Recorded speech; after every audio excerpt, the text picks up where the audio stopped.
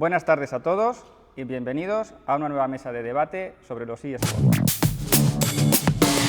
A lo largo de esta andadura vamos a poner sobre la mesa diversos temas que son muy importantes a la vez que bastante desconocidos en el mundo de los eSports. En este caso vamos a tocar una parcela que es la fisioterapia.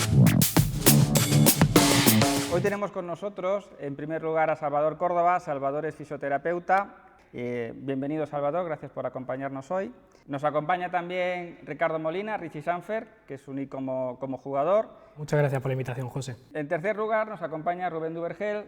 Rubén es alumno, es una persona que quiere llegar a ser profesional dentro del mundo de los eSports. Así que muchas gracias por acompañarnos, porque será una visión también muy importante a tener en cuenta. Un tema que para mucha gente seguramente sea desconocido o que sencillamente ni siquiera se planteen son las lesiones dentro del mundo de los eSports, ¿no? Entonces, ¿nos puedes hablar de qué tipo de lesión se puede producir dentro de este deporte? En este caso, en eSport, los factores externos son la cantidad de veces que repite un movimiento. Al final, si tú repites un movimiento muchas veces, el tendón, en este caso, porque es lo más preocupante a la altura de la muñeca, sufre muchísimos impactos o muchos estiramientos y contracciones. Entonces, al pasar por vainas, se inflama.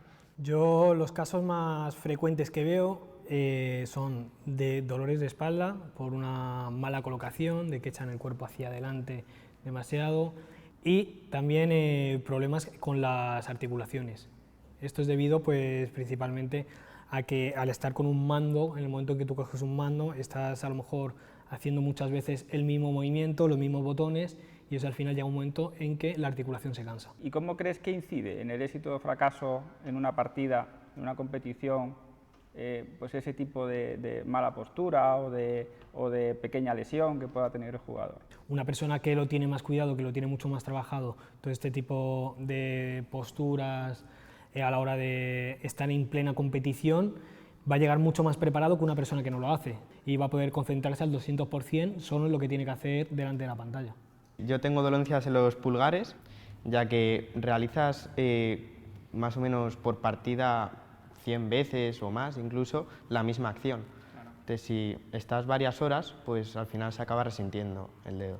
Curioso, ¿no? Porque los dos son con mando. Entiendo que con Yo teclado, solo juego que con tecla y ratón son distintas lesiones. Yo solo ¿no? juego ordenador y cuando he sufrido, que tampoco ha sido tantas veces, es el índice siempre.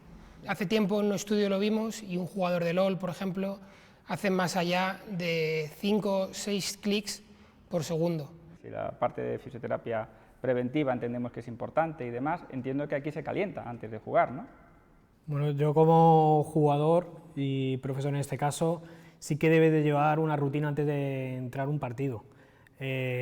Los dedos, en mi caso juegos de deportes, es súper importante de que estamos constantemente moviendo el joystick izquierdo, que es decir, con el dedo pulgar, entonces tenemos que hacer una serie de calentamientos antes para que esté a pleno rendimiento en el momento que nosotros entramos en la competición. Sí, además hay unas pelotitas que son así como de goma espuma que sirven para ejercitar un poco los dedos. La forma que lo hacen ellos es por movimiento. Si tú al final mueves mucho una zona, ese músculo se contrae y se extiende, y se contrae y se elonga, le llega más sangre y aumenta su temperatura. Pero, por ejemplo, hay gente que tiene tácticas que es a lo mejor utilizar diferentes temperaturas un poco más calientes, una toallita o algo similar, lo coloca entre las manos, aumenta la temperatura y a partir de ahí empieza a moverlo. ¿Podríamos suplir ese ejercicio repetitivo con la pelota o con lo que lo estén haciendo ellos con un paño caliente? ¿El paño caliente puede Yo hacer lo una función complementaría. similar? Sería como un complemento. Yo lo ¿no? complementaría. A lo mejor incluso los jugadores en fútbol, yo trabajo en fútbol, los jugadores en fútbol hacen un calentamiento y cuando nos vamos al vestuario no se quedan quietos, porque si no el calentamiento no vale para nada. Entonces sería lo mismo, si tú haces un calentamiento y vas a jugar dentro de 5 minutos, te pueden ir muy bien complementarlo con una toallita caliente para mantener la temperatura.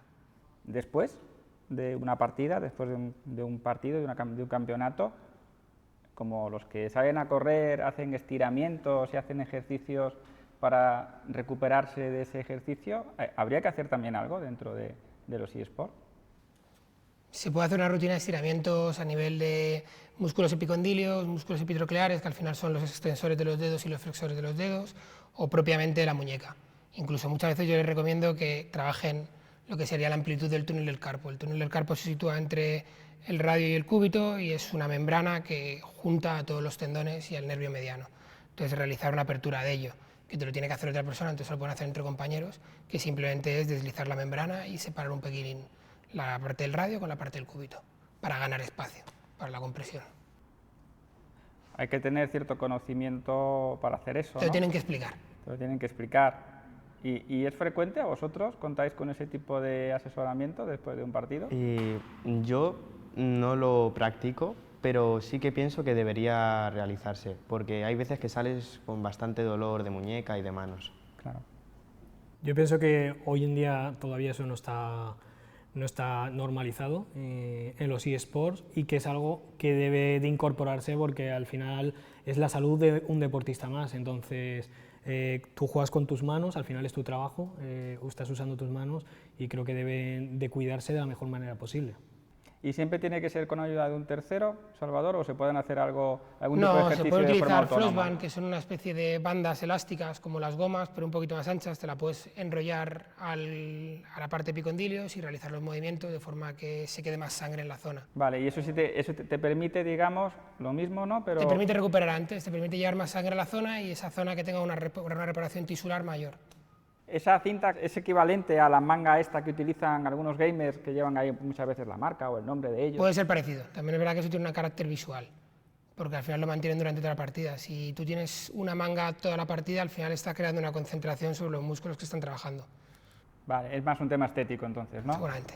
Bueno, pues la verdad es que me ha parecido muy interesante el debate, así que quiero agradeceros a los tres vuestra presencia hoy aquí con nosotros y por supuesto a vosotros por acompañarnos aquí en nuestro canal Da Gamer, donde seguiremos aprendiendo y disfrutando con nuestro deporte, los eSports.